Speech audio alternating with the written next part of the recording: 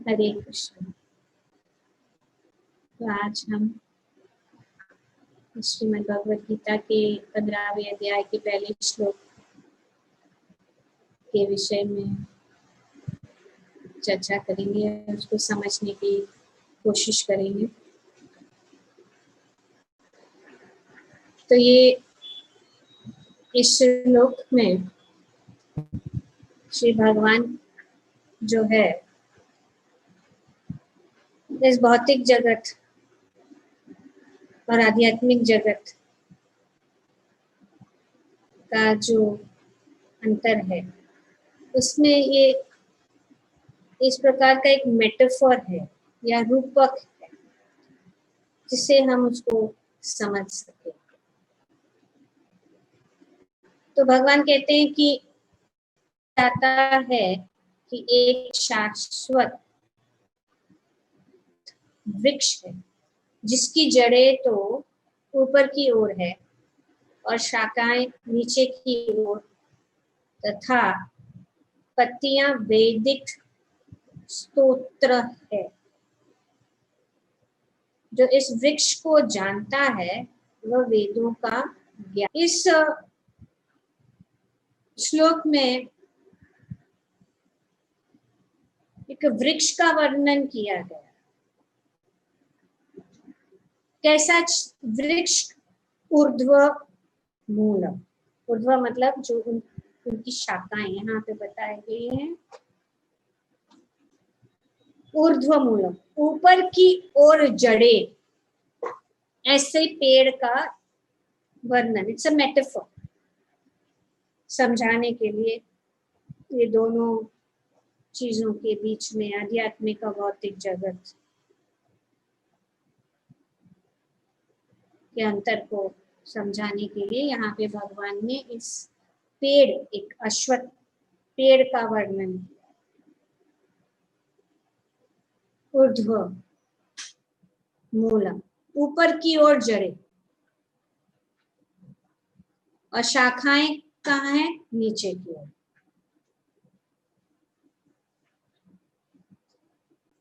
तो इस संसार की इस यहाँ पे हमने देखा है कि इस संसार की जड़ जो है, हम देखते हैं जब पेड़ देखते हैं तो हम क्या देखते हैं कि जो जड़ नीचे की और जो डालियां या जो शाखाएं वो ऊपर है। इस संसार की जड़ें ऊपर को बढ़ती है। उसका अर्थ ये है कि ब्रह्मांड के सर्वोच्च लोक से पूर्ण भौतिक पदार्थ से यह प्रक्रिया शुरू हुई है। जो जड़ ऊपर की ओर है, मतलब सब कुछ जो है ऊपर से शुरू हुआ है। वहीं से सारा ब्रह्मांड का विस्तार होता है, जिसमें उनकी अनेक लोक उनके शाखाओं के रूप में होते हैं। तो ऐसा वृक्ष जो है इस संसार में देखा नहीं गया। हमने देखा नहीं है कभी ऐसा वृक्ष जिसकी जड़ें ऊपर है और शाखाएं नीचे है। लेकिन ऐसा दृश्य हम देख सकते हैं जलाशय के तट। जलाशय के तट पर ऐसा हम देखते हैं। किसमें? जलाशय में प्रतिबिंब के अंदर ये जो है ऐसा पेड़ हम देख सकते। और यहाँ पे ये वर्णन किया जा रहा है कि इस आध्यात्मिक जगत का प्रतिबिंब है। क्योंकि जिस प्रकार से हम जलाशय में प्रतिबिंब में देखते हैं कि जड़ें ऊपर है और शाखाएं नीचे हैं, तो ये प्रतिबिंब है। उसी प्रकार ये आध्यात्मिक जगत का ये प्रतिबिंब है। जो कुछ भी आध्यात्मिक जगत में है वे इस जगत में है। जिस प्रकार से जो कुछ भी हम प्रतिबिंब में देखते हैं जैसे कि पेड़ को हम प्रतिबिंब में देखते हैं, तो प्रतिबिंब में हर एक चीज में है जो मूल पेड़ के अंदर है।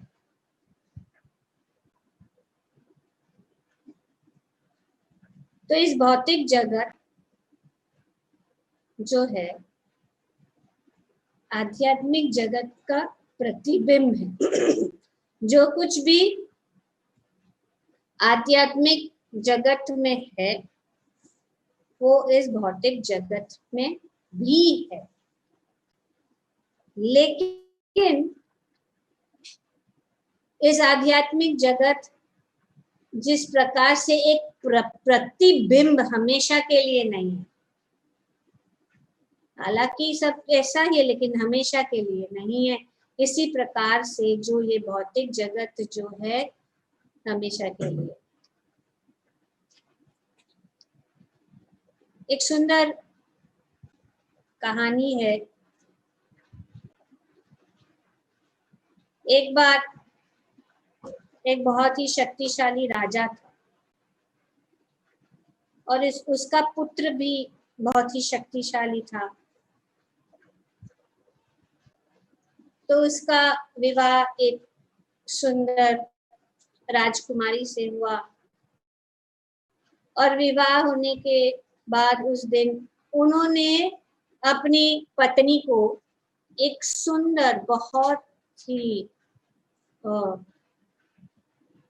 सुंदर हीरो का जड़ित गले का एक हार, नेकलेस, जो 2 करोड़ से भी अधिक था, उनको भेंट किया।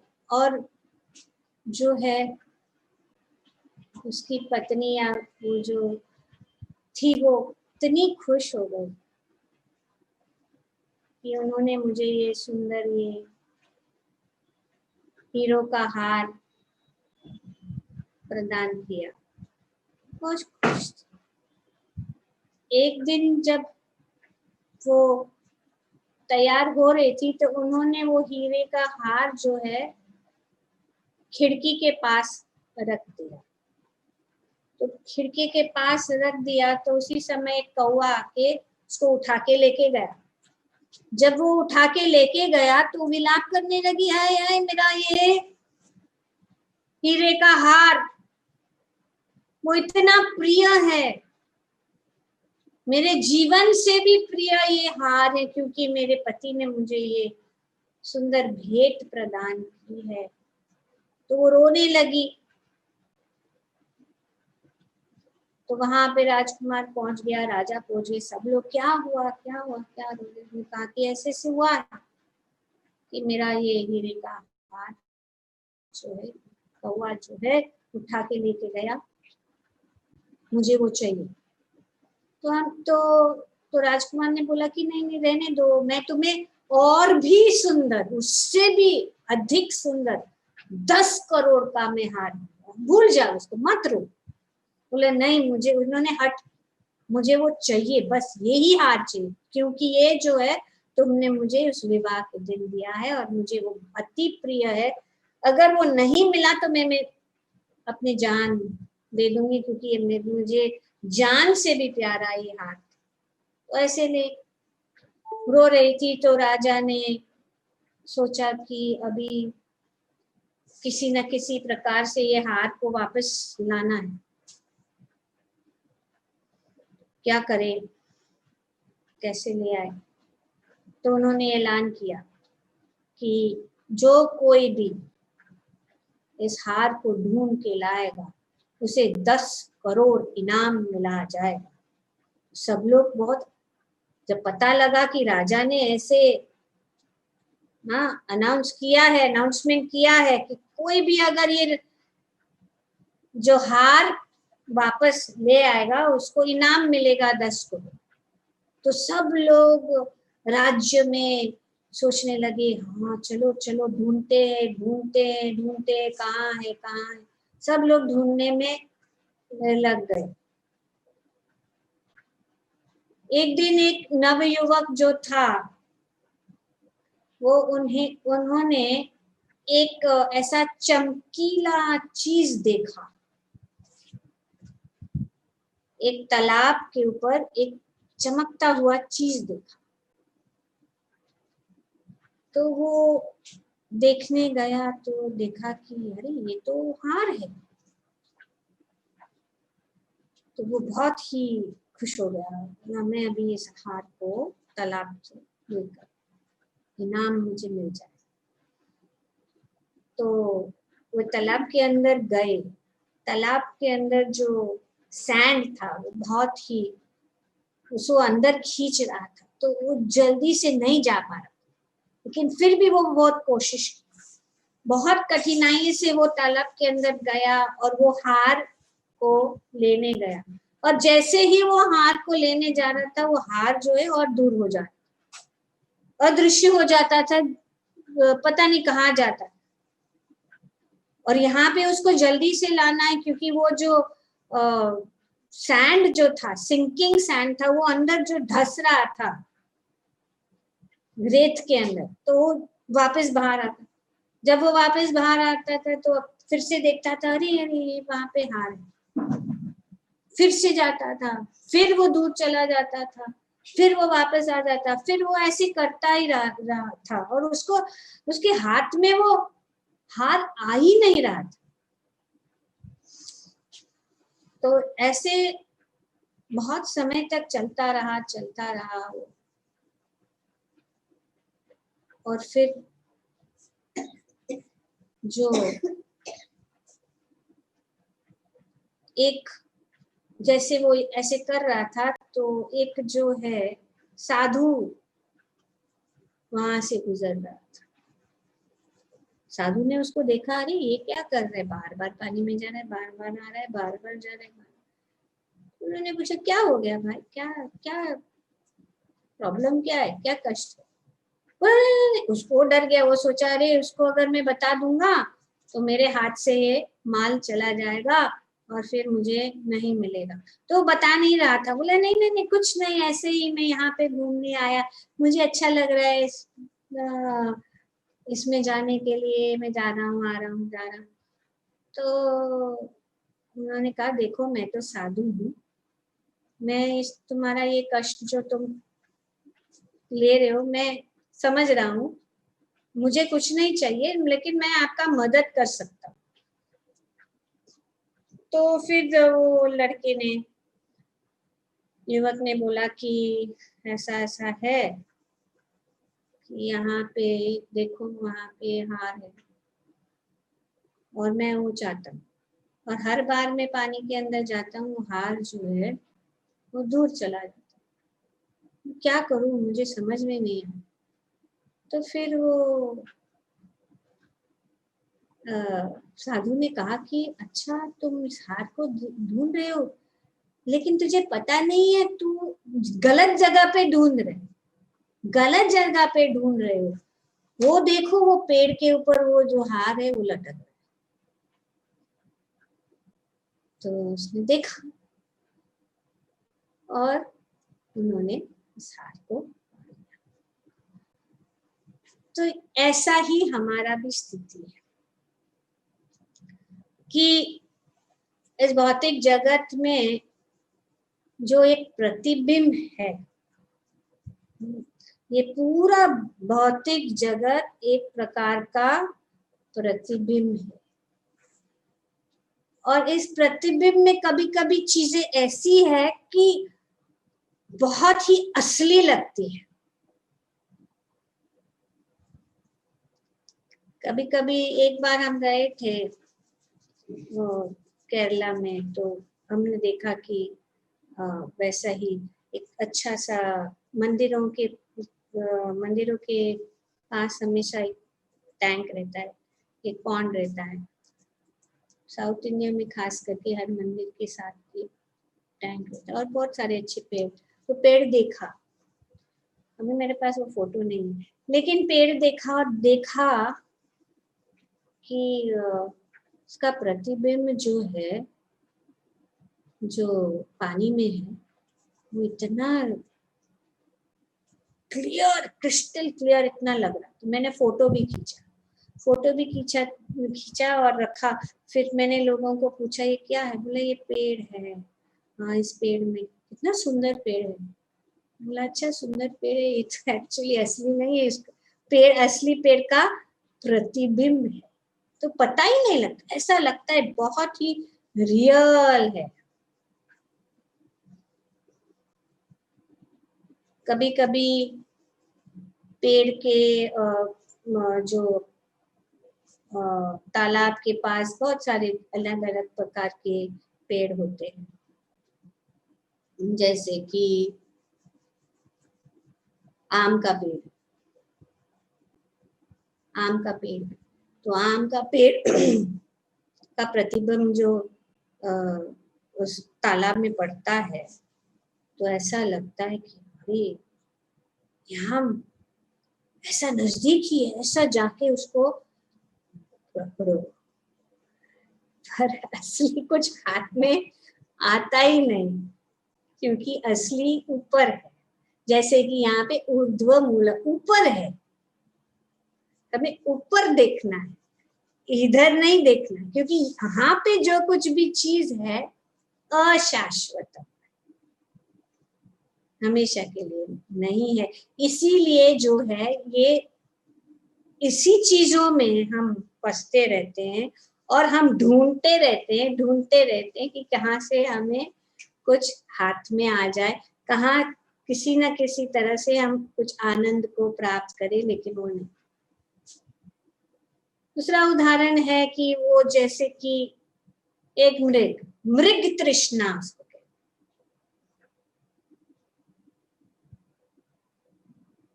रेगिस्तान में जो मृग है वो दूर से देखता है कि हाँ वहां पे जो है पानी है, सूखा पड़ा है, आशा। तो इसीलिए यहाँ पे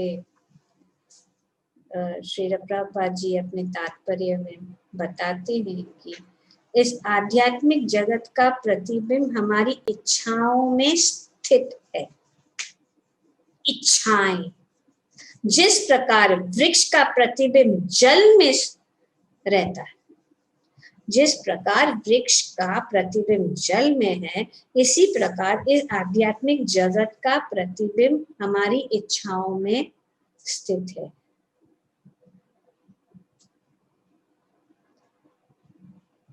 इच्छा ही इस प्रतिबिंब भौतिक प्रकाश में वस्तुओं को के स्थित होने का कारण है। डिजायर, इच्छाएं इस भौतिक जगत में, इसीलिए जिस प्रकार से वो युवक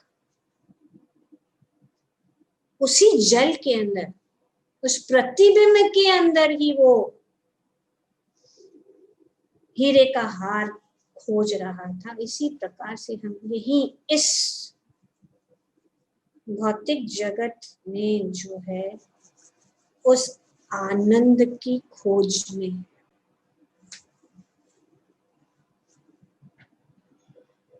पर असल में यहाँ पे सब कुछ जो है अशाश्वत है। जो व्यक्ति इस भौतिक जगत से बाहर निकलना चाहते हैं, उसे वैश्लेषिक अध्ययन के माध्यम से इस वृक्ष को भली भांति जान लेना चाहिए। जिस प्रकार से व्यक्ति वृक्ष को नहीं जाना, वो प्रतिबिंब में ही सब कुछ खोज रहा था, तो ये वृक्ष को जान लेना चाहिए, इस वृक्ष को भली भांति जान लेना चाहिए, फिर वह इस वृक्ष से अपना संबंध विच्छेद कर सकता है। तो उन्होंने जब देखा कि ये तो ये टेम्पररी है, हमेशा के लिए नहीं है, हर बार आ रहा है जा रहा है, लेकिन जब उसने अपना संबंध जो मूल वृक्ष के साथ कर लिया, तो वो जो है उसकी उसके कष्ट से मुक्त हो। तो ये भौतिक जगत इस श्लोक में यहाँ बताया जा रहा है कि ये भौतिक जगत जो है प्रतिबिंब है। और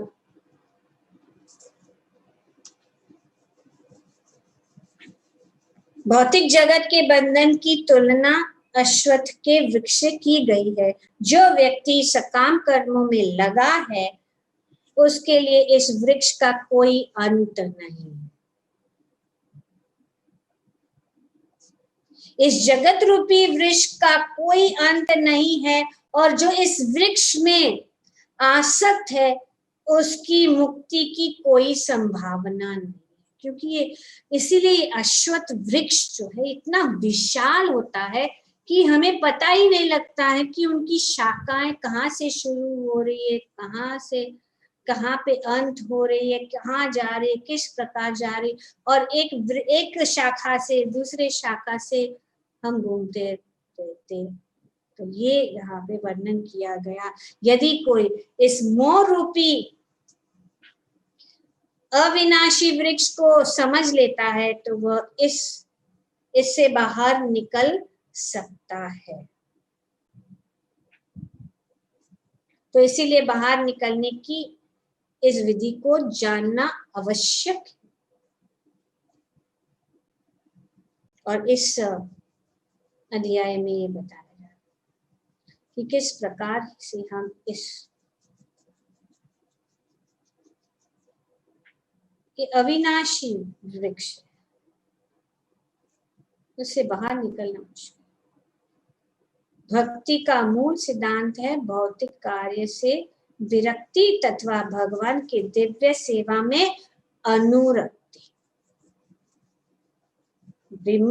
ये जो है यहाँ पे बताया गया है कि भौतिक कार्य से विरक्ति और भगवान की दिव्य सेवा में अनुरक्ति, ये सल्यूशन है। जो सल्यूशन यहाँ पे इस कहानी में भी जो साधु उन्होंने बताया, प्रतिबिंब क्षणिक होता है क्योंकि कभी वह दिखता है और कभी नहीं दिखता, परंतु वह स्तोत्र जहां से यह प्रतिबिंबित होता है शाश्वत।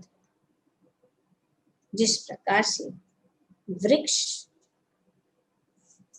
मूल और वृक्ष के प्रतिबिंब जो है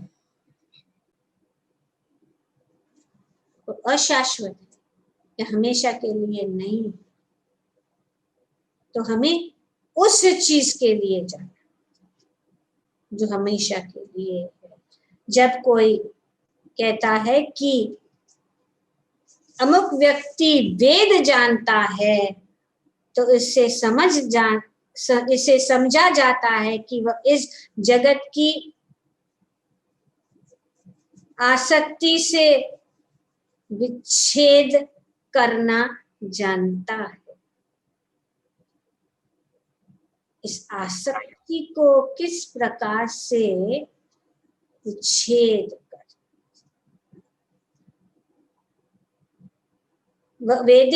वेदों के वास्तविक उद्देश्य को जानता है। वेद का उद्देश्य भगवान ने स्वयं प्रकट किया है।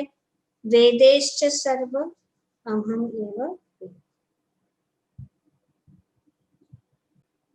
तो वेदों का उद्देश्य भगवान ने स्वयं प्रकट किया है और वह है इस प्रतिबिंब वृक्ष को काट कर आध्यात्मिक जगत के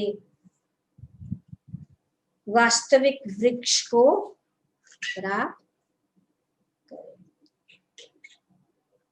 तो यही उद्देश्य है, क्योंकि प्रतिबिंब में सब कुछ वैसे का वैसा दिखता है, लेकिन वो प्रतिबिंब जो है आखिर प्रतिबिंब ही है। अगर हम प्रतिबिंब में आम को पकड़ने की कोशिश करेंगे और सोचेंगे कि चलो ये आम को पकड़ने जाऊं और हम जंप मारेंगे तो सिर पे ही हमें लगने वाला और कुछ। इसीलिए अगर हम आनंदमय जीवन बिताना चाहते हैं तो हमें जो है उस आनंद को, उसके मूल स्रोत वो है आध्यात्मिक जगत, और भगवान के साथ हमारा संबंध इस भौतिक जगत के संबंध को अगर हम समझ जाए कि क्योंकि इस भौतिक जगत में जो भी हम देखते हैं वो सब रूप है, हम आत्मा को नहीं देखे, लेकिन ये सब रूप जो हैं जो हम देखते हैं वो हमेशा के लिए नहीं है, वो नष्ट हो जाते हैं। जो भी रूप देखेंगे, कोई भी चीज हो इस भौतिक जगत की, तो इसीलिए हम जो है विचलित हो जाते हैं और निराश हो जाते हैं। जिस प्रकार से ये युवक जो वो चाहता था, वो जो चाहिए था उसको नहीं प्राप्त किया जब तक उसने वो मूल शुद्ध को नहीं खोजा। Hare Krishna. Thank you very much.